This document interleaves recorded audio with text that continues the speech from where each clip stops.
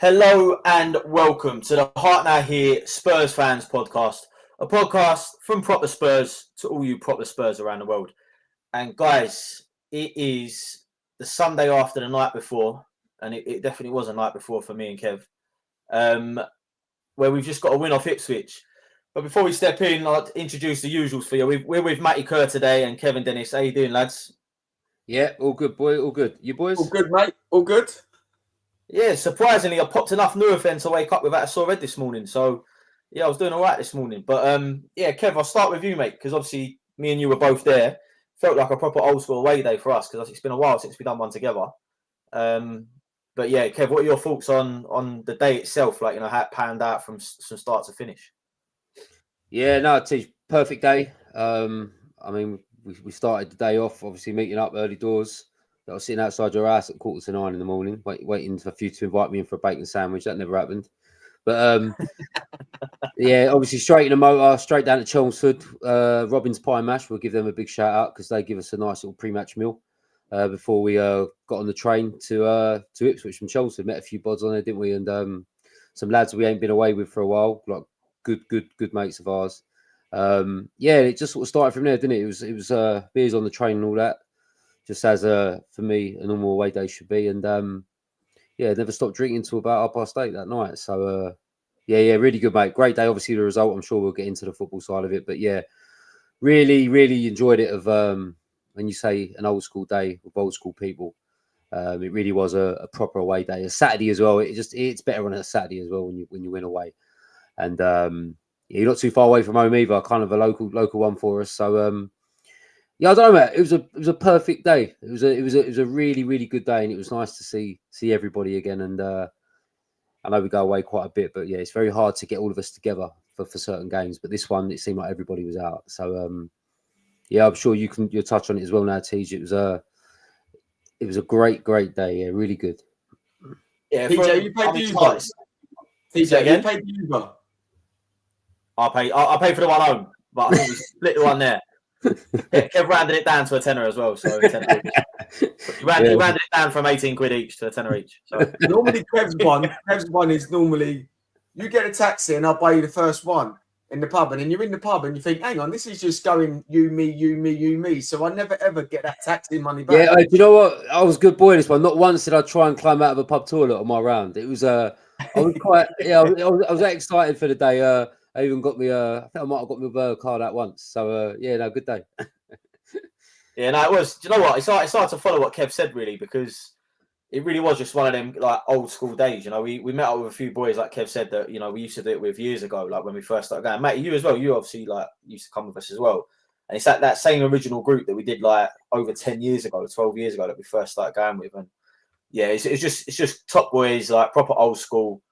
Even the ground itself, like, is a proper old school ground. A big shout out to like the Ipswich ground. It's a bit nostalgic going to one of them. Like, I love them fucking stadiums. With all the metal rafters at the top, like you can still see all the metal work of the stands and all that. I love all that. And yeah, it was good drink on the train. Like I say, that like Robin's Pie Mash was fucking lovely. That was to start the day. We stand at the door waiting for us to let them in, like rubbing our hands outside, waiting for them to let us in. And yeah, let us in early. We jumped on the old two pie and mash, and then got the train with the boys, and it was just brilliant from start to finish. Proper Spurs in the pubs beforehand, and then the way the game went, it started off really shaky, which we'll get into, and then to finish it off, we even saw a little scuffle. I won't call it a fight, but when we got back to Chelmsford, don't know what happened. There was like some Uber driver and someone had a row, but I mean, thought they were throwing cricket balls away, then punches were coming over. Hey? Was that Kev? Kevin, you the driver? no. Thankfully, it weren't one of us that was involved, but no, it was just a couple of. I'll tell you what, for an away day, that was the only fight we saw, and that ain't a normal thing because we normally see a few, especially with some of the lot we go with. But yeah, that was the only fight that we actually witnessed the whole day. So sometimes it's nice to not have any fucking trouble and ag when you go away, and you can just chill out. Do you know what I mean? And sort of enjoy it with people. But yeah, I know. Listen, I do want to mention it quickly. There was a big drink up in Manningtree in the Skinners Arms, which Phil and some others organised. A big drink up. Some flags were made. Names were put on the flag for all the like Spurs boys, big top boys, and everyone else that we've lost over the years, and they had a good drink down there. So the Skinner's Arms put that on for them. So yeah, we couldn't make that one because we did go straight into Ipswich because we had to meet a few people, but we did manage to go in there after the game. We had a bit of a walk down there after getting off at Manningtree and went and saw Phil and some others that are in there still. And yeah, had a good drink in there with them as well. So yeah, I just want to say well done to Phil and the others who organised that and sort of paid a lot of homage and respect to a lot of yids that we've lost over the years as well. And there was a lot of names on that flag. And yeah, it's just sad that we have to lose good people. And they're now watching us on the old the shelf side in heaven, shall I say. So yeah, well done to everyone else. And yeah, really good touch for the day, I think. Yeah, it's a good way to put it, like watch us from the shelf above. And yeah, like I say, you just got to shout out to these people because, I mean, I'm sure every club kind of has this, but I think when we do it, we kind of do it properly. And it's not to say other clubs don't, but we always remember our own. And I think that there's always a moment that everyone takes to kind of remember the key names that have been going down to Spurs for years. And listen, we had it with my cousin last year, and who lost his life young. And you know, these sort of platforms and these places to do it, I think it's just brilliant that people are able to do that. But yeah, no, it was an all round good day. And I mean, listen, we were in there, Kev. So you know, it's more like when we look back at it, because of the amount of alcohol we consume, it's more like a highlights reel. But Matty, you would have been watching it on the box, mate. What was your take like on the game? Let's get into the crux of how the game actually went. Like, you know, how did you feel we performed on the day? I put on the WhatsApp chat, didn't I, before the game started? Archie Gray in defence give me like worries, mate. In the first 5 minutes in, mate, Liam Delap nearly retired the poor boy, mate. He's like absolutely all over him. I think Liam Delap could have made it 2-0 in this first space of the first couple of minutes. But Archie Gray, it made a slow start, and Liam Delap's a handful, isn't he? But mate, I thought 2-0 cruising, and then 2-1. You think, oh no, but no, mate. To be fair, second half, we've done the job, you know. And then I thought Sonny first half yesterday was back to like that's the Sonny we know. He got the ball and was just driving. But Jed Spence can do no wrong at the minute, can he? I can do absolutely no wrong at all. Yeah, do you know what? I kind of got the same feeling from being in the stadium. It was a bit of a rocky start, you know. They come out all guns blazing, and I mean they got a goal disallowed. You know, Vicario had to pull off a save on the line in like the first. I know it got ruled offside in the end. But, you know, he didn't know that, and he's having to pull saves out off the line in the first 3 minutes. And you start looking at it, you look at the history we've got there, and I was debating this with Kev yesterday because I said we've actually got a terrible record there. And Kev's like, yeah, but how often do we actually play them?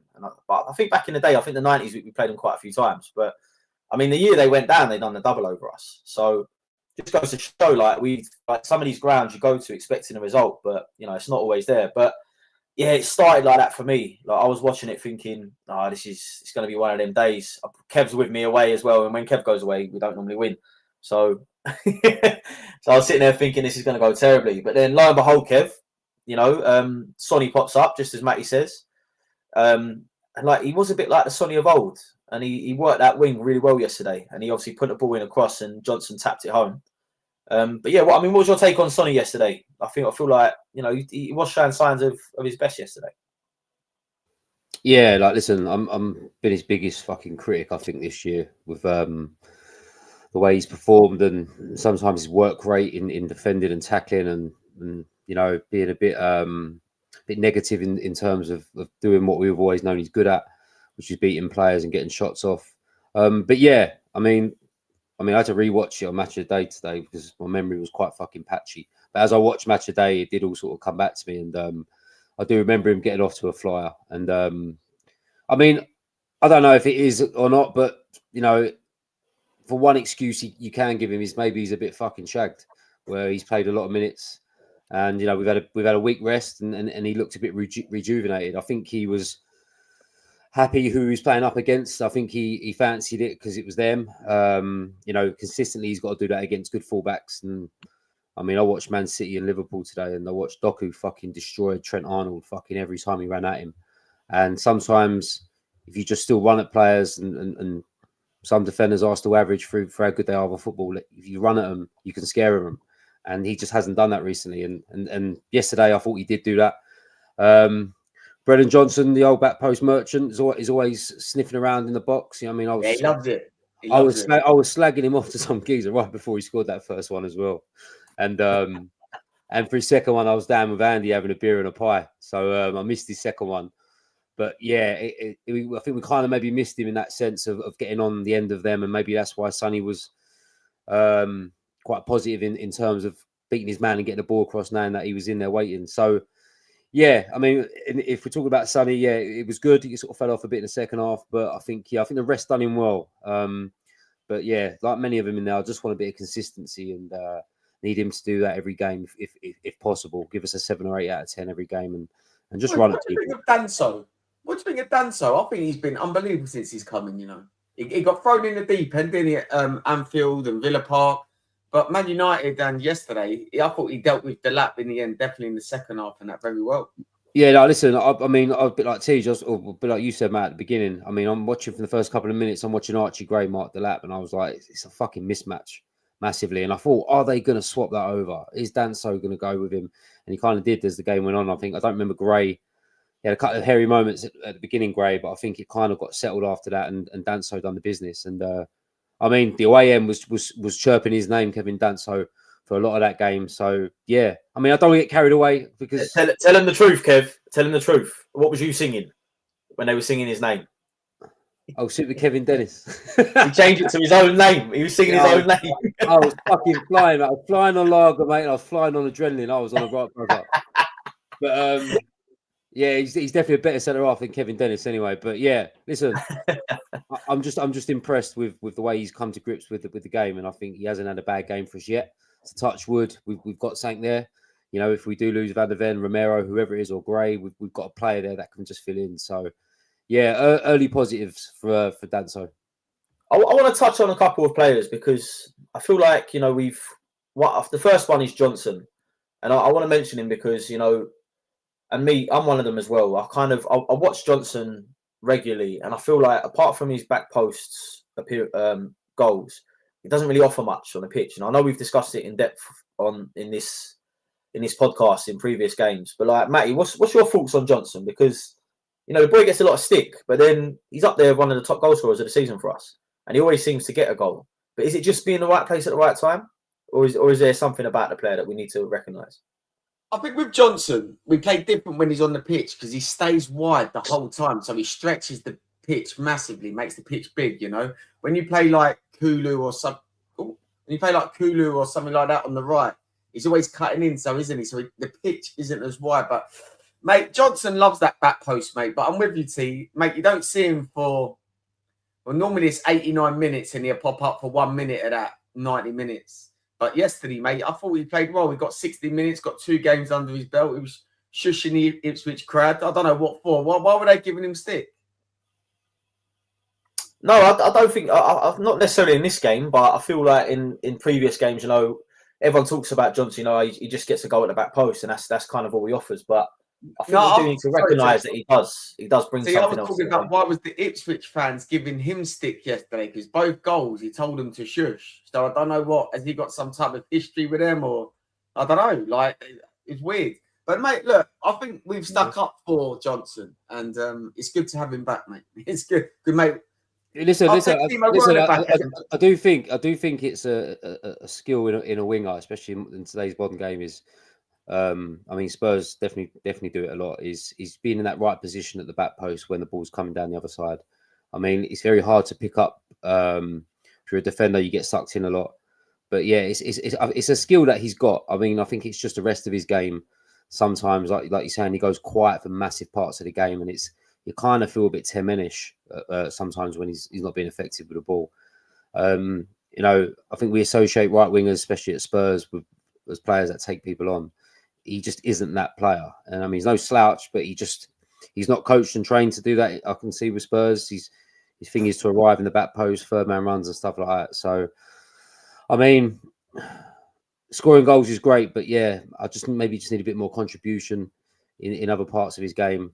But while he's scoring goals, I suppose he's not only shushing Ipswich fans, but he's shushing us as well, and fucking shushing me because I was fucking giving him right stick before he scored. So, I do think we don't have many players that do that. So, that's one quality I think he has got. So, long may it continue, but yeah, just maybe a bit more productivity in his game. I think we need. Sure. So, listen, I said there was 2 players I want to talk about, and the other one is the one that everyone's mentioning in the comments right now. So, Richard Bicknell says Johnson is more of a 9 than Tell for me at the minute. James Coops, who's regularly on the YouTube, says, "What are our thoughts on Tell?" And listen, I thought he's come in. He's looked really lively for me. I feel like he's looked like he's got something about him. He looks like he wants to drive the game forward. But then yesterday, I did feel like he had a bit of a, not necessarily an off game, but I just found like he was a bit pedestrian compared to everybody else in who was playing up in the attacking pitch. Like, mate, what are your thoughts on Tell? Because he's only had a few games. Like you say, he's similar to Danso, been thrown in the deep end in big cup games and then had to come through and play big Premier League games. But what are your thoughts on him so far? I think his natural position is coming off the left, though, isn't it? So I think he's playing that position at the moment. He's just slotting in while we've got Solanke and Richarlison out. I think when Solanke comes back, mid-March? I think you'll see Tell start rotating with Sonny potentially, So I think he's just filling the gap. It's hard to judge him at the moment, but I don't know, mate. It's hard because we've got players that you forget about, like Odobert and stuff like that. You forget about these players, and he likes coming off the left. So he's going to have he's going to have an issue, and Ginny, sooner or later, like when Solanke does come back off the left, he's going to have Odobert, Sonny, Werner, and Tell all one in that position. So he's going to have a difficult decision, mate. I think it'd be a welcomed one, to be honest, given the way things have been recently. Like having players. Can I just touch on the Tell thing? I mean, for me, there's not a centre forward there whatsoever. From what I saw at Bayern, he likes to come off that left and kind of his right. I mean, I'm dying to see him out wide. I mean, I was crying out for that sub for Scarlett for ages in that game. I don't know if you remember, TJ, that second half. We needed a focal point to play up against. And I know Scarlett ain't a massive first choice for us to play in there, but I just feel like we needed a big man just to hold it up and bring others into play. Don't think Tell can do that. I mean, he likes to ball at his feet, likes to turn. For me, he's just a winger. He's skillful, he's slick, he's quick, he can dribble. I mean, I don't really want that as a centre forward. I want what Solanke was doing before, winning flicks. Kane used to do it as well. It's just like you need a focal point to bring in the rest of the team, especially the wide players and the 10. So, yeah, I don't know. Listen, I think he's in there because, like what Matt's saying, he's in there because he's got to be in there. But I think I'd like to see Scarlett get more minutes in this space of time while Solanke's out, because I think you will need a centre forward up there at some point in some games, depending on how it's going. But yeah, I was really pleased to see that sub, and then obviously he gets the flick as well for Kulu's goal. That sort of stuff. It's a bit old school centre forward play. So I was impressed with Scarlett, and I thought that change could have been done earlier. But yeah, I mean, I think there's a player with Tell, but he's really a wide player in wide positions. I think we can see his best, but yeah, just not a centre forward for me.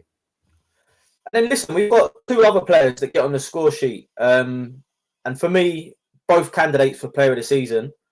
One of them has been the reason I think we've kind of started picking up points again in the league, and we'll touch on him first, and that's Jed Spence. I mean, we touched on this last week after the United game, but how big is the turnaround in Jed Spence been? Like going from a player that wasn't even in our Europa League squad to now being, for me, probably the first name on the team sheet at the moment. He's that good. Like, Matty, is it the same for you? Do you feel the same about Jed Spence? It's unreal. No one saw that coming with Jed Spence. Like, we nearly sold him to, Genoa last year for 10 million, or in the summer. It's crazy. Mate, you're right, T. He has to be probably the first name on the team sheet right now. And like Kev said last week, he's got to be knocking on the door to be playing for England. He has to, mate. I don't think we can play without him now. But I'll tell you what was good yesterday. Porro was on the bench. He come on, and then Dogi's just returning from injury. He goes off, setting Spence to switches over to the left. And I think against Man City, you might see Ndogi sub, Spence left, but Ndogi comes on last half hour, because he done the same with Maddison, didn't he? Played him, took him off in an hour mark, and then yesterday only brought him on for the last half hour. So it's having that rotation now between the 3 of them is going to be massive. Kev, how do you feel? Like, I know you're a big fan of his. I mean, throughout the game, I feel like we was talking about him. He seems so silky. I get that silky vibe from him when he picks the ball up. I don't feel any anxiety when he's on the ball. He graces it very well. He moves the ball around players quite easily. he always looks like he's going to do something, right? Yeah, listen, I think it's confidence. I mean, we've all played football, right? No matter what level you play at, when you're confident, you're buzzing on the pitch, you feel like you can do anything. And I think he's in that moment at the moment with Spurs. And I mean, he probably reads the socials, probably listens to this podcast, so he probably knows and hears things and knows he's getting on well. Smoke up his arse then if he listens to us. Yeah, mate, I'll carry on blowing smoke up his arse with the England call-ups and everything else. I think he's just on a different level at the minute. Yeah, I mean, I've seen him mark some good players out the game as well, and when he starts against City, which he will, I'd like to see him up against Doku or Savinho, and I reckon he'll do a job on them as well. I just think at the moment he just has everything, and there's a couple of players who I want to score a goal, and that's Archie Gray and Spence. I wanted to see one of them two score a goal because they deserve it, because they've been so good. And it was great to see it right in front of my eyes as well and see Spence's goal. And I think that was probably my favourite bit about the game, was probably getting a goal of what he deserved, because he's done his defensive duties right. And to have that moment and that buzz of scoring in front of the away end, I mean, I think he enjoyed it when you look back at his celebration and everything else. And yeah, I'm a massive fan. And I think what you're saying earlier, Matt, about Ange having a headache, I think he'd welcome the headache of trying to pick players for games after obviously the absences we've had over the last couple of months. So I think he's happy to have that fucking headache. But yeah, we're kind of just sport for choice at the moment. And when they all get to a level, which I think they will, he's going to have a bit of a dilemma. But it's a great dilemma to have, because you're taking out good players and resting good players and bringing in good players. So yeah, long may it continue. And we did say United game was going to be the first hurdle with the players coming back, and we've now jumped over the second hurdle, which was Ipswich, and we've done it in style. Apart from the odd scares in the game, I thought we controlled it, and I never felt in doubt really. So yeah, we're kicking on now, and more players are coming back, and yeah, I'm kind of excited now about the league and the Europa and the final push this season with everyone back. I think we've got a good chance. 100%. And listen, I thought I just touched on him very briefly, but I thought Maddison had a really, he was surrounded by 4 players to get that assist for Jeff Spence as well, and I thought he kind of moved the ball around him very easily. The last player I want to touch on just in this game, and then we'll move on, is Kulusevski, because I've kind of found I kind of, in my head, I feel like Kulusevski is a bit fatigued, because he has looked a bit lethargic on the pitch. He that electric pace he had in the first half of the season. And I was giving him a little bit of stick, if I'm being totally honest. I was saying, I feel like he ain't really contributing enough to the game. Like, he's not really getting in the positions he should. Lo and behold, he pops up and scores. And I eat humble pie. But yeah, Matt, what's like Kulusevski? He's up there as well, I think, for candidate, especially for the first half of the season, but candidate for player of the season, and pops up again with another goal. Like, I mean, the guy is having his most prolific season in a football shirt, let alone a Spurs shirt. But yeah, I feel Kulusevski, he's still one that stays on the team sheet for you regularly. Yeah, 100%, mate. But he's played a lot of minutes, didn't he, during this period when we've been absolutely smashed to pieces. So I wouldn't be surprised if Maddison even starts and Kulu starts on the bench against Man City. It's not that he's been dropped. Kulu just needs his legs rested, mate. He's been absolutely amazing this season. Do you remember the last couple of years? We've always been a bit critical because we wanted a bit more from Kulu, and I think this season we're definitely getting it. Yeah, 100%. Kev, Kulusevski for you? Yeah, I'm the same with you. I've been a bit frustrated with him recently. Just he has such a big impact at the start of the season. He was kind of involved in everything, and he's just fell off a bit for me. And I think we are going down the fatigue route with him. And I kind of agree.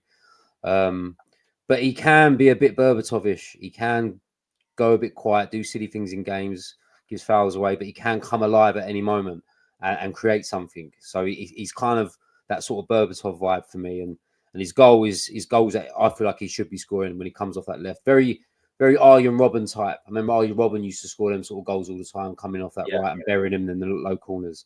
So I'd like to see more. That's a good comparison, actually. That's a really good comparison, I think. Yeah, I'd like to see more of that. But yeah, I mean, he can turn a game just like that. So if we can rest him, I don't know if I'll do it for City, but I mean, there will be some games coming up that he can get some rest. But yeah, I definitely think he needs to recharge and get back to his best. And listen, speaking of Kulusevski, there's a famous song going around at the moment, which is I don't care about Levy because he don't care about me. All I care about is Kulusevski. And this is obviously the big push against the change in Spurs that we're looking for. A lot of fans, I feel like it's a majority, in my opinion, are pushing this new agenda of like changing. We need change at the top because of the lack of investment in the squad. And one of the bodies that are doing that at the moment are the Change for Spurs group, the Change for Tottenham, so the C4T.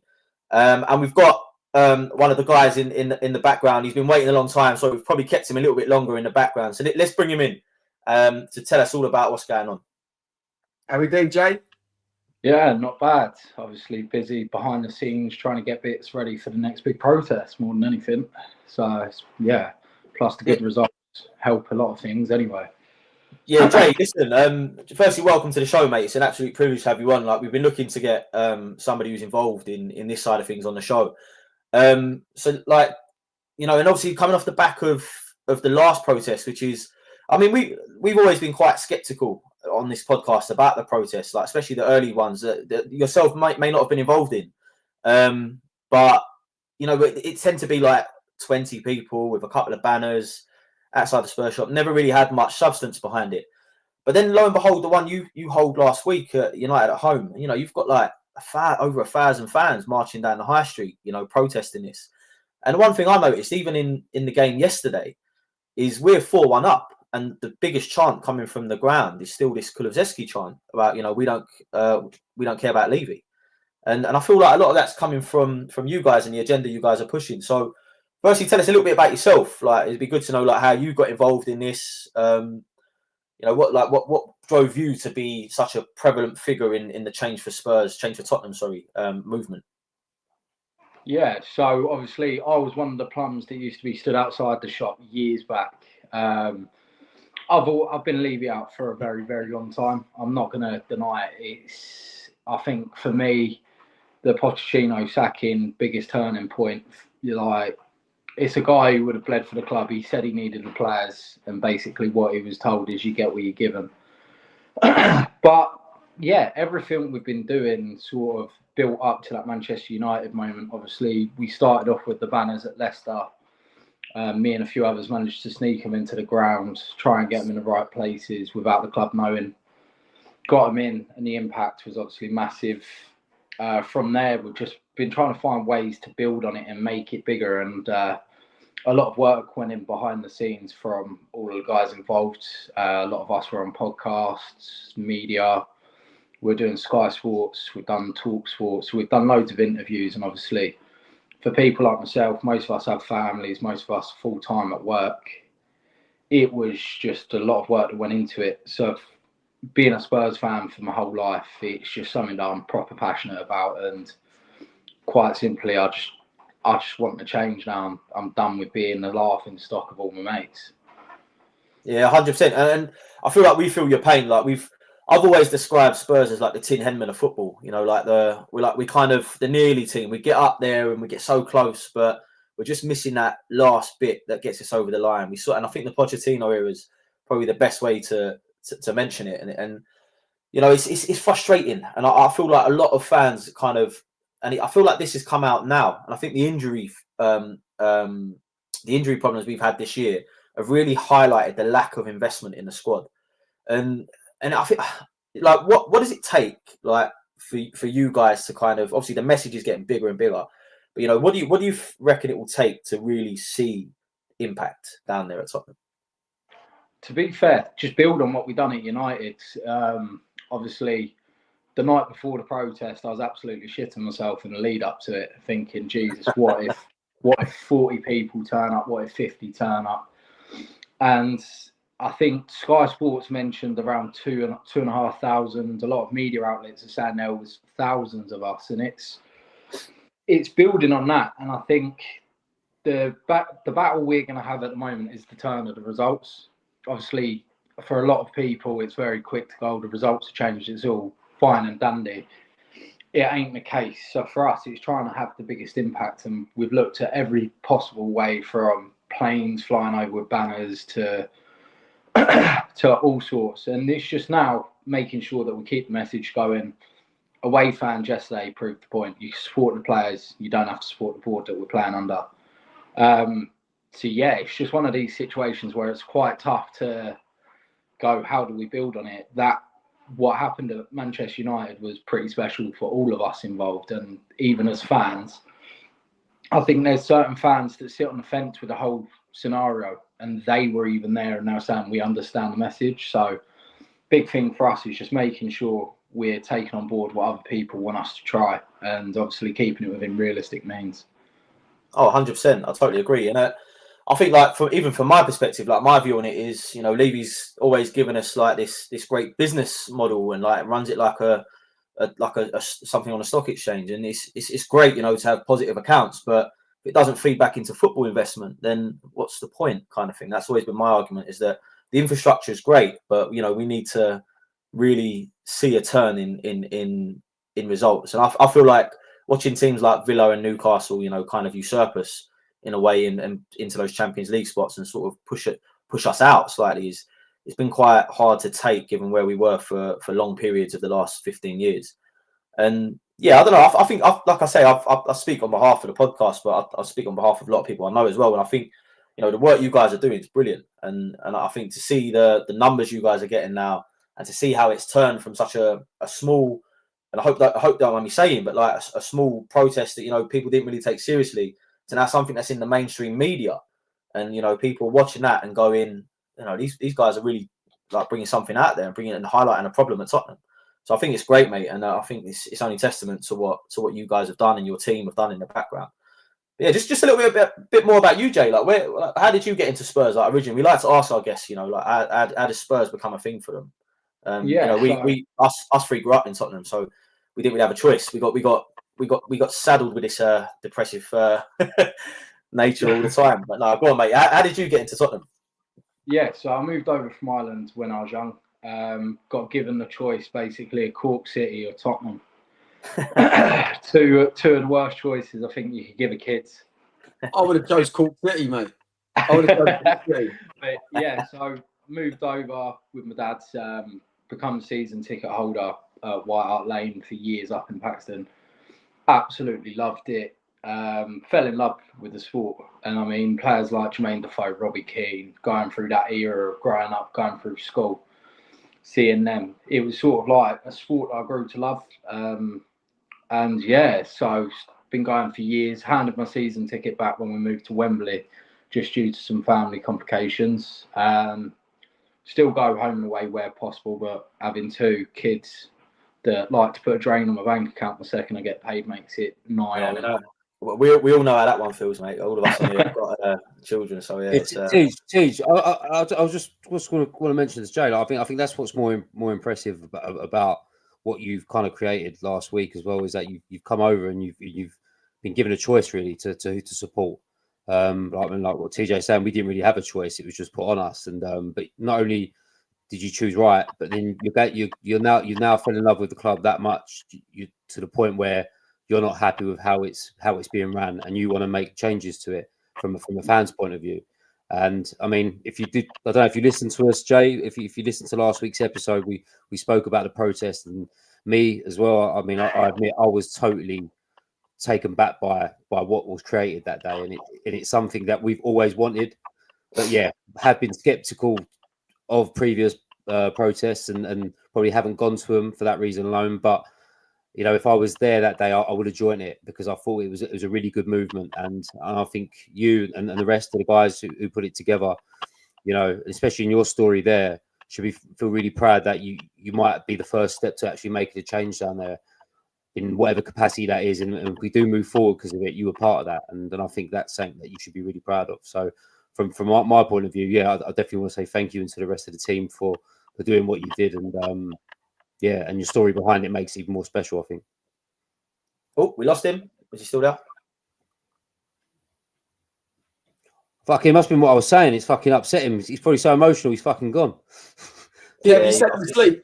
You sent him to sleep, mate. Wouldn't be the first time he sent a guest to sleep. We're going to try and get Jay back in, because obviously we had a bit more to say to him. But there he is. Oh, he's back. Oh, he's gone. He's back. He's gone. Oh yeah, he did say them kids have drained his money. He probably can't fucking pay his internet bill. Well, we'll hope to get Jay back on just to finish off the conversation. Hopefully he can jump back in, and we'll just round it all up. But listen, before I move on to... Go on, mate. Are you on Twitter? If you follow Change for Spurs on Twitter, there's so much activity on there from them. They do like daily or weekly or whatever. Like it was back. Just getting back in. Yeah, sorry about that. It's my Doris trying to give me a phone call, so it's just completely killed my phone out. No, Jay, listen, we just on your Twitter page, because I follow you on Twitter, and the activity on your Twitter page is unreal. Like the followings, like the activity going through the floor now is unreal on your Twitter page. That's probably why his internet's cutting out. He's messages galore. But when, have like Talk Sport and that reached back out to you and to say like when's the next protest or anything like that? Yeah, so obviously we're constantly getting contacted by media. Stupidly give my phone number to a few journalists who are keen on getting the inside knowledge on it. So yeah, it's non-stop. I mean, I've had TalkSport reach out last week again just for like my comments on it. I was on there live with Ali McCoist and Jeff Strelin a few weeks back. Yeah, it's just obviously one of these things that's blowing up to levels I don't think anybody would have expected. And it's just a big thing, especially guys like you, obviously having us on here pushes the message. So yeah, it's just one of these things where hopefully we'll keep growing and growing and growing, and for the whole fan base, we get the change that we all deserve. Jay, listen, it's like I say, we're quite happy to push the agenda because we're actually kind of backers of it, to be honest. So it's great for us to have you on. And there's a lot of our listeners feel the way we're doing. You know, they probably don't know how to get involved with Change for Tottenham. And how can people follow you? How can they find out the next updates, the protests? Obviously, we'll do our best to push it for you as well. But if someone wanted to get to you direct, and obviously don't give them your phone number, but if they want to, they want to follow you on the socials, and how do they go about doing that?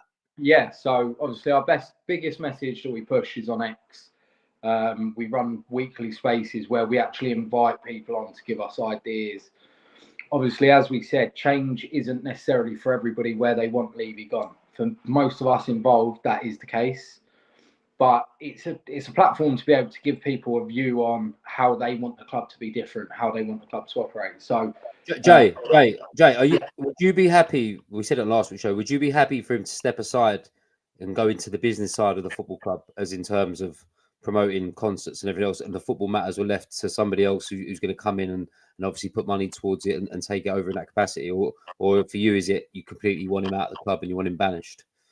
I completely want him gone from the club, but I think realistically, he's never going to step away from the footballing side. He's a very power-hungry bloke. So I think if it was to happen within 6 months, he'll be back, obviously getting involved in everything. So for me, it's him completely going. But realistically, short-term, there's no guarantee that could happen. I think the most realistic short-term outcome would him stepping aside and going fully commercial, and hopefully whoever comes in and invests we'll deal with that. Yeah, listen, it's a tough one because we've discussed ideas ourselves, and we've even said about season ticket holders picking one game a season to just turn up and walk out. And if you can get, I mean, there's 41,000 season ticket holders at the moment. If you can get them, like even 50% of them to kind of agree on a walkout, that would be insane, like in terms of like the media kind of attention and how it hit the pocket as well, because then people aren't then spending in the back of the stands as well. So it's all great stuff, and like, I'm interested to hear what you guys are doing next, and we'll definitely give you a follow ourselves on the Twitter and stuff, and X. Sorry, I'm too old to call it fucking X, but yeah, Twitter. But yeah, listen, it's been great having you on, Jay, and thank you so much for delivering the message that people can get out there. But yeah, guys, if you're interested in the movement, and it is a very interesting and worthwhile movement to follow. So if you do want to follow Jay and his team, do look for Change for Spurs, Change for Tottenham on X, and keep up to date with the guys. But Jay, it's been an absolute pleasure having you on, mate. We'll let you get back to the kids now. Cheers, mate. Thanks for having me on. Cheers, lads. Cheers, mate. All the best. Good night, mate. Cheers. Yeah, a great movement, and a very interesting movement. It definitely splits the fan base. So it's one to watch, but yeah, definitely give them a follow, guys. I know us on the page are big kind of advocates of change, so we'll definitely do it. And listen, I think it's a great time as well to mention a little bit of change for us is that we've got new sponsors in, and I just want to give them a shout out at the moment. So Join IT Limited, they've been a sponsor for us from since we started the sponsorship deals, and yeah, they've been great. So definitely have a look at those guys there for all your IT needs. You can look at them on join-it.co.uk. And then a new one for us, and one that's quite close to the brand we kind of produce is Hotspur Heritage, and they are at Hotspur Heritage on the Instagram, and these guys look at all memorabilia and products on there. So please do check our sponsors out. They do a great lot for us in the background. So it'd be great if you guys could go take a look at what they do, and hopefully they can help you out in some way. But yeah, those are our sponsors.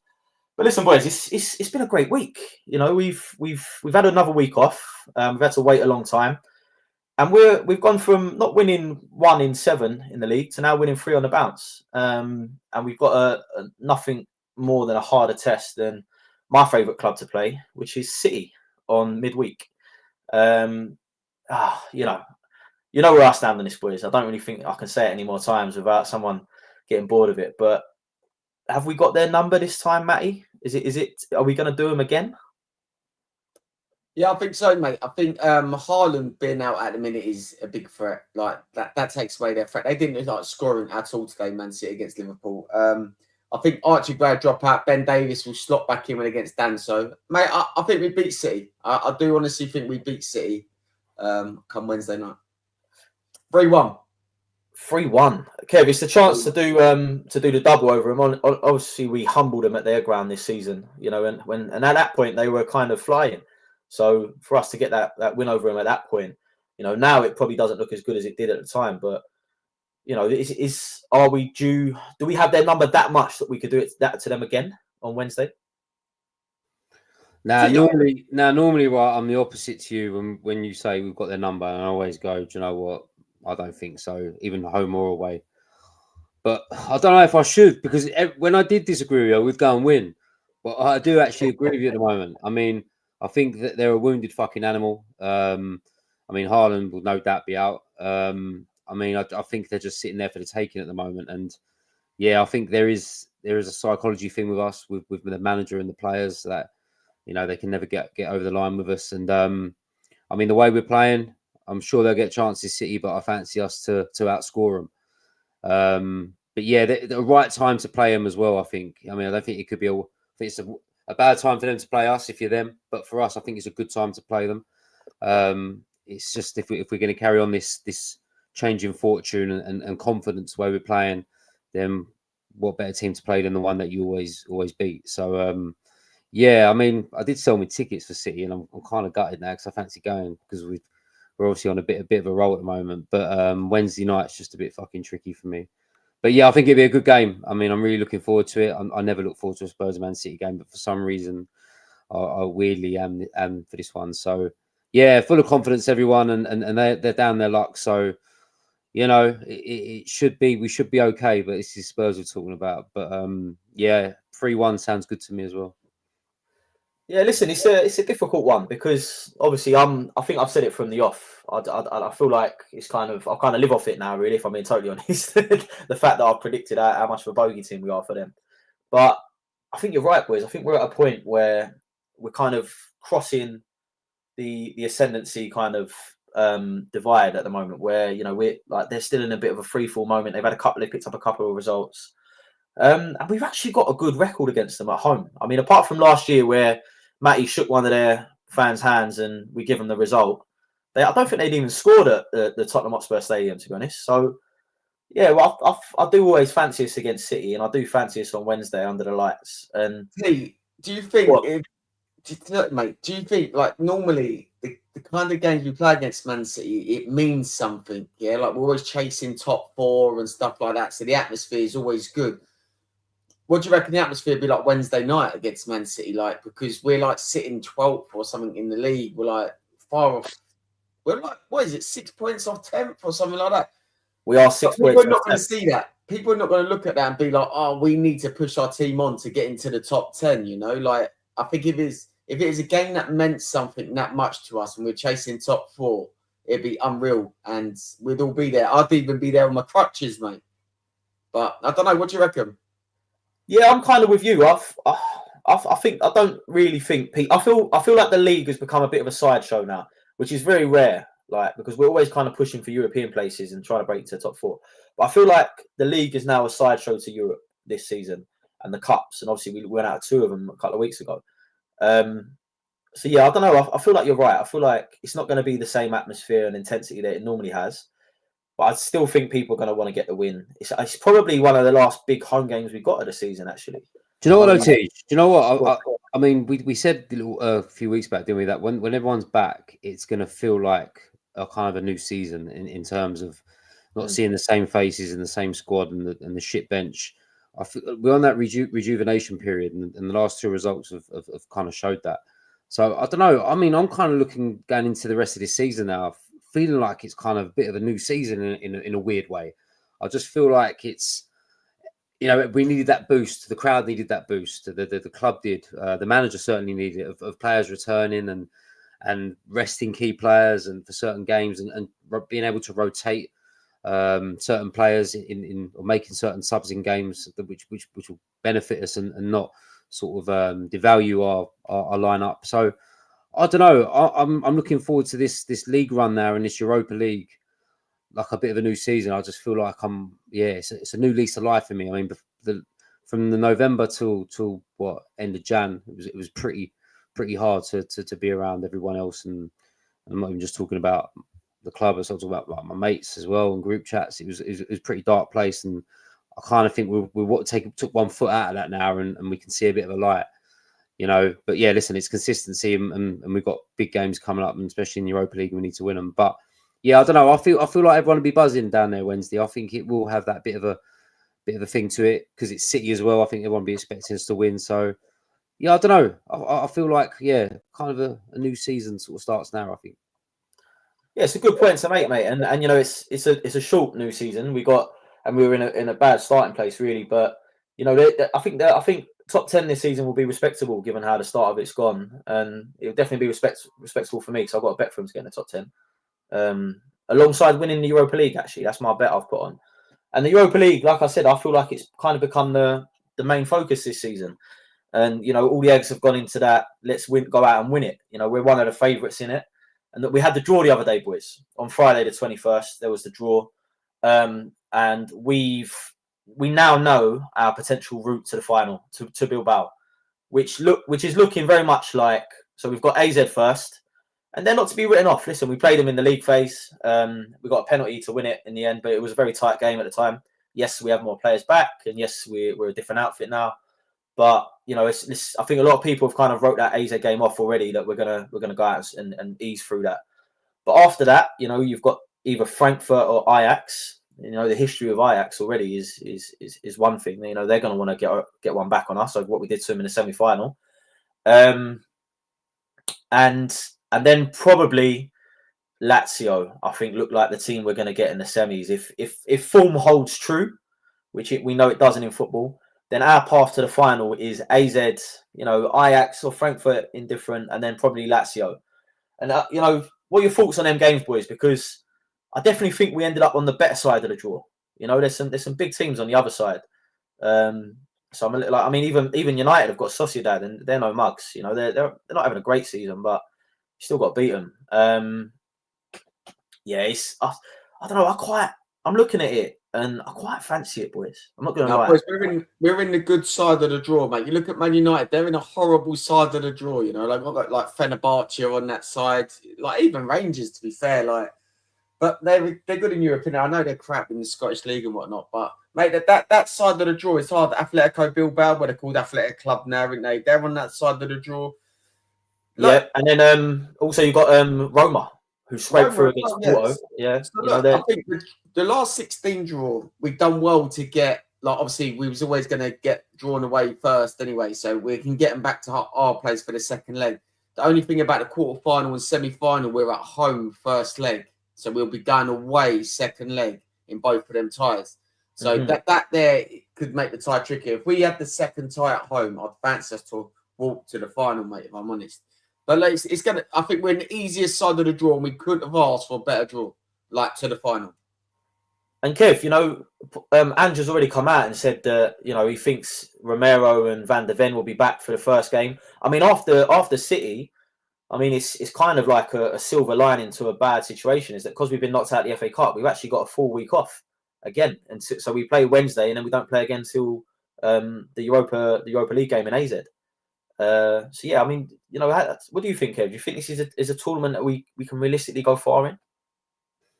Yeah, mate. I think, like you said, I think it's the pros and cons of maybe going out of other cups. I mean, I said before that them cups probably come at a really shit time for us because we had so many injuries. If we would have had the squad, or some of the squad that we've even got right now, I mean, I know not everyone's back, but if we had some of that squad now, I think we might have been okay to juggle around and maybe plan these competitions. But now we're in one or two still, if you include the league, but now we're in one sort of cup competition. I think you can, not just yet, but you can at some point, maybe mid-March, April, start to think about what you really want to achieve this year. And if we do get a few injuries again, then you sort of got to prioritise one of them. I remember Mourinho doing it for Man United, and he went on. Did he go on and win it? No, he lost. He lose in the final.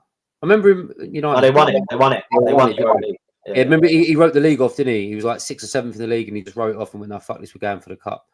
So I mean, I think we need to do that. But listen, if we get everyone back, we might have a squad that we can still go strong in both. I don't know. We'll have to see. But yeah, totally in the right side of the draw for me.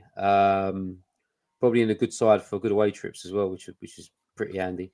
I like the fact that we're away as well on the second legs, because it'd be even better if we go over there and you sort of knock someone out and you're coming home on the plane knowing that you're in the next round. So yeah, really, really looking forward to it. I mean, I watched Alkmaar the other night against Galatasaray, and I mean, Alkmaar had a couple of good players. They've got a fellow who played out wide who was fucking lightning quick. So they'll have to think about that. But with our fullbacks, I'm pretty confident we can nullify that. So yeah, listen, it won't be easy. I think there'll be any easy games now in Europa. I think they're always going to be tough.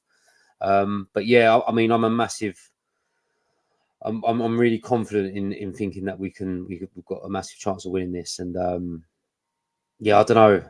I've got just a funny feeling inside me that we're going to go far in this and get to the final, and we'll have to see what happens. But yeah, I mean, we've got the squad now coming back to really go for it in around March time as well, with Solanke and everyone else coming back. So yeah, mate, can't wait. I'm really looking forward to this Europa League thing, and I'm still looking forward to the league games as well. I still think there's some tasty games coming up as well, home and away. So yeah, I'm really excited for this next part of the season. Definitely. You booked your hotel yet in Bilbao? You can't get an hotel in Bilbao. Nowhere. Is it gone?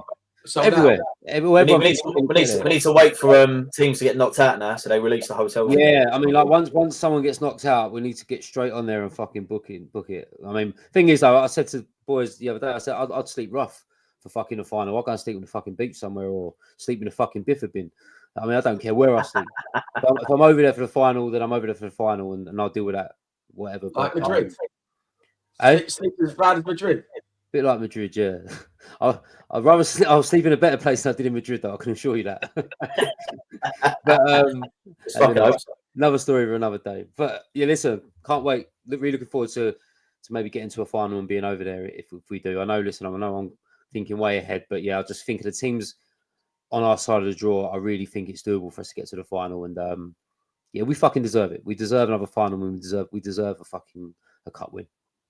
Well said, Kev. Well said. And listen, it provides a nice segue to actually go into what I wanted to talk about, because the group chats since the draws come out has been about away days, and everyone's kind of talking about the away day they want, the ones they're looking forward to, and it just kind of made me trigger, and it made me think about the amount of European away days that we've done either together or separately.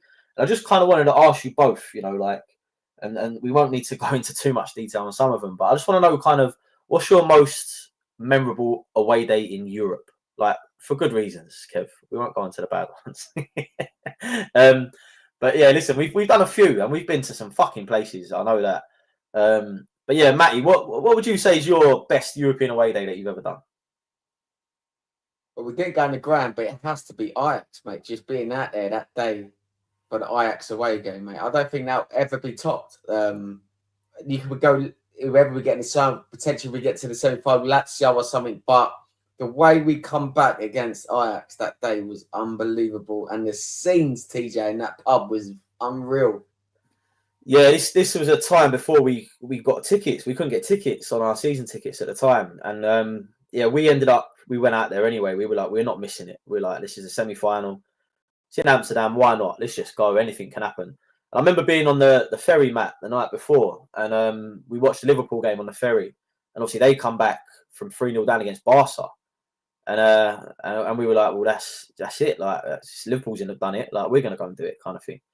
And then that was a great away day. I mean, just for the result, but the scenes in that bar.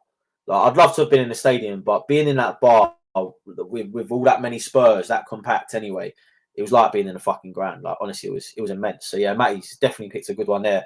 Grown men were quite crying. I ain't gonna name them, but they were crying that we got to the final. And I weren't far off myself, to be honest. It was fucking. I was special. one, mate. I think I was one, mate. I was in bits. If you want to grass yourself up, mate, I'll be glad to agree with you. Listen, there's no point in hiding your emotions, mate. You gotta let it out. Yeah, they do say this nowadays. They do say this. Did he cry? No. Oh, Might have had a tear actually. Yeah, his eyes glistened a little bit.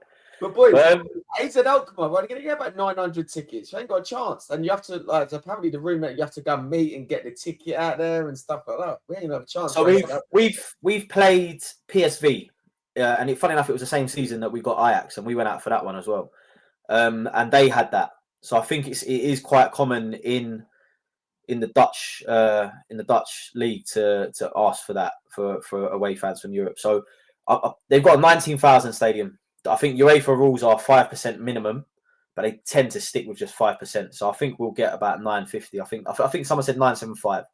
But yeah, I wouldn't be surprised, guys, if it's passports and pick them up. So be careful if you're planning to get over there and try and get tickets, because I think you might struggle. So just be careful. But yeah, sorry, yeah, back to it, Kev. What's a memorable away day for you? It doesn't necessarily have to be a good one or a bad one, just something that made it memorable. I don't know. There's been a few. I mean, I'll always go back to probably my first one. I think might have been 2007 or 8. It was Anderlecht away, and it's my first first one. Yeah, first experience of an away day, and going with Russ and Andy, who was with yesterday. They like me. I met them through my dad, and my dad just passed away in 2006. So it was like a year later, so they kind of like took me under the wing, and I started going away with my dad's mates, and started seeing that side of what Spurs are like abroad. And I mean, you guys know, and people that listen to this knows that it's great supporting Spurs away over here, but when you fucking go abroad with Spurs, it's next level stuff. It's it's 2,000 or 3,000 tickets allocated, but 7,000 are going over there, and that's what it was like for Anderlecht. I think we had like a few thousand, but I think about 7 or 8 went over there. And just fucking took over the place, and I was just in awe of it all. And some really funny stories as well of that night as well that I'll always remember. And obviously Russell and Andy, proper funny blokes, and it's always eventful when you're out with them. And yeah, it was just really good to see that side of Spurs away, and the drink. And yeah, just remember going into an Irish pub and everyone standing, it was fucking rammed in there, and I just couldn't believe I was in a pub would let fucking so many people in. There must be fucking hundreds and hundreds of people in this small little boozer, and it was fucking dangerous to the point where where you'd get crushed in there. It was mental. And that was my first one, and probably my most memorable one of just getting the bug for it. And then obviously after that, been so many since then, and been some good ones as well. I mean, I've always had a good time in Germany. Every time I went to Germany, and obviously went one with you, Tej, which was really good as well. That's probably up there with one of my favourites as well. And you just can't beat it. And it's one of the best things about supporting not only Spurs but any football club you support or whatever, or whoever's listening. That following your team abroad is one of the best things ever. And I don't follow England, so it's I don't really get that with England. So I have to get it with Spurs going abroad and supporting a football team. So yeah, I mean, if we don't get in Europe next year, it's going to hurt, because I really enjoy my away trips, and just going to places that you'd never dream of going to. You'd never book up to go fucking Besiktas with your fucking missus and kids. You know what I mean? It's one of them that you get to see places and different cultures and different places and different bars and vibes and whatever else it is. But you get to do that with your closest, with your mates and your family, or mates that you call family. So you get to experience them times together, and the memories that you'll always have forever. And I'll always have great memories so far of going away with Spurs, and long may it continue. And I'm sure I'll still be fucking out there getting on it when I'm 80 years old in some bar in Prague or something. Do you know what I mean? So yeah, and I'm sure you boys will be with me actually. So Yeah, one of the best things ever. So if you haven't done it yet, get yourself abroad with Spurs. It is the best thing you can do. 100%. Well said. It's a hard one to follow, but I do want to touch on the one you mentioned, because that's actually the one I was going to speak about, which is we done Dortmund away in the Europa League at the time, and I remember when we got the draw, it was massive for us because we hadn't played big names like this at this point, and me and Kev were like, we've got to go, like we have to go to this, like, and I think it was end up just being me and you, Kev, on that one. I think. Yeah, let's go to that yellow. Let's go and see that wall, didn't we? Yeah, we had to go see the yellow wall. We got there, and there's some funny fucking stories on that one, but we went straight to that square, didn't we? And then got drunk in the square, and then we done that. They do the intercity trains all night, didn't they? Like they go from one big city to another, and they go 24 hours. Yeah, we was in a bar, weren't we, in Dortmund? And I thought, fuck me, this is a bit fucking shit and boring. This, and someone went, "Oh, we're going to Dusseldorf, isn't it?" Dusseldorf. Yeah, we're like, it's like the same sort. It's like going from London to Birmingham. It's like about 11 o'clock at night, 12 o'clock at night, and I'm like, "Oh, when you going there?" They went, "We're going in a minute." And I was like, "Well, the train's still running, are they?" He went, "They fucking run all night." So it was like, we got on a train an hour. We was in fucking Dusseldorf, and it was like, fucking found a few clubs that Spurs were in. Fucking mental, it was really good. That was the first time I ever tried Jack Daniels, and you know how much I drink it now, Teach. Because I remember, like I said to Teach, I'm sick of the beer. I said, all I've done is drunk lager. He went, "We'll jump on the spirits." I said, "I don't really drink spirits." He went, "Well, we've had Jack Daniels." I said, "Never tried it, mate." And then that was the first time I had Jack D, and fuck me, I ain't looked back since now. Our kitchen cupboard's it's full of all different fucking whiskies now, but little things like that. Do you know what I mean? And obviously getting to spend time with me and you, and getting pissed and doing them sort of things together. It's really, really good memories. So that's right up there, Teach. It's one of my favourites. Yeah, definitely. I mean, Jack Daniels. I collect Jack Daniels, so I'm well into Jack Daniels, but probably I can't even really drink it anymore. Fucking fuck my liver, that is. But no, I remember me and you falling asleep on the train back, and the tickets coming around, and like we were so asleep because we did. I think we lost our tickets, or we didn't have tickets to get back on them intercity trains, and we were like we was asleep, but we were pretending to be asleep as well, if you know what I mean, to get out of it. But I remember the next day we went back to obviously match day now, because when we used to go away, we used to go the day before, the day of, and then stay the day after as well. Like we used to make a 3-day thing of it. And I remember sitting in that square with you, mate. I was at the table and I was fucked, and I mean proper hungover. Like we was in a hotel near the ground, so we could see the ground from our hotel, and they didn't have any still water. And me and Kev, they offered us sparkling water, and we looked at each other like, I ain't fucking drinking that. So you can hear me and Kev slurping out the taps in the night where we're so dehydrated from the alcohol, and we're just slurping out the fucking bathroom taps. Oh yeah, I'm drinking out them bathroom taps instead of drinking sparkling water. Fucking no, I'd rather drink out the fucking toilet than drink sparkling water. There will be people on this now. I'm not understanding what we're like with sparkling water. I can't touch it. It's the weirdest creation on this planet. Who made it fizzy? Why are you making water fizzy? You know what it's like when you go out on the piss, and I mean, I had it last night. Well, by the time I got in, I had a fucking curry, drunk a few more beers, fell asleep at 10:30. But I must have crept downstairs about 3 or 4 times drinking fucking water last night. And when you are dehydrated to fuck, when that water goes down your throat when you've been on the piss, it's beautiful, right? Because you're it's like nectar of the gods, isn't it? It is, right? Yeah. But then when you turn around, all you've got is a bottle of sparkling water on the side, but you ain't fucking drinking it. It is fucking like dog piss. So like mouthwash now. I can't drink it. All night, all we can hear is me and him getting up like every hour, like going, hands on the fucking tap, drinking out his fucking tap. To build up an image for people listening, right? They had these taps that were really low to the sink, so you couldn't get your head under the tap to drink, right? So like we're trying to find ways to get big gulps of water because you're fucking dehydrated from all this alcohol, and all we can hear is we're taking it in turns, going in there and just going, just drink out these fucking slurps out of this disgusting tap water. But there's bottles of sparkling water there, and we wouldn't touch them. But Teach, because if people listen to this, will remember if you give them the, I can't remember what year was that, Teach? I want to say 2014. Was it 14, 15? If you was on this away trip, you will remember the square, and there was a football being kicked around in the square. And when we got to the square, we had a big night in Dusseldorf the night before, and TJ was sitting on the fucking table. We randomly met these other geezers who ended up staying with us. And they were taking the piss out of TJ, going, "Come on, mate, have a fucking beer." And he's going, "Kev, I don't think I can fucking drink today." So he's trying to get some beer down his neck. Anyway, I go across the other side of the square to go and meet the mate who I ain't seen for ages. And he's like, "Oh, you over here with?" I'm like, "Oh, you know TJ?" He's like, "Yeah, TJ." And he's looking behind me. He's gone, is that TJ up there? And there's this geezer climbing a building with scaffolding on it. And I don't know if it was an old building or an old pub. Because there was a football being kicked around everywhere in the square. You know what it's like when you go away. And someone's booted the ball and it got fucking stuck on top of this building. But the only way you could get it is if you climbed up it. I mean, how high did you climb to shut up that scaffold? I mean, it was a bit as high as that fucking shelf in the background of this picture. It was fucking everyone high. thinks the ball's missing, and then suddenly this geezer starts climbing up. And I'm going to my mate, that's fucking TJ, isn't it? I said, I've just left him on the chair. Can't even get his head off the fucking table. And now he's fucking turned into Peter Parker and he's fucking going up this scaffolding. And he gets it and he gets the ball. And as everyone's going, you know, and he boots the fucking ball down. Everyone's fucking cheering his name. He's standing on there giving it the fucking big of his hands up like he's got. It was fucking brilliant. And if you was there, you'd remember. There's a video flying about somewhere with it. I've still got the video. So anyone listening, I'll put it up on the socials. Like you can see it. I mean, it's a long time ago. I wouldn't risk it now. I've got too much to lose with the kids in that. But back then, I didn't give a fuck. And that video went viral, didn't it? It went fucking everywhere. That video.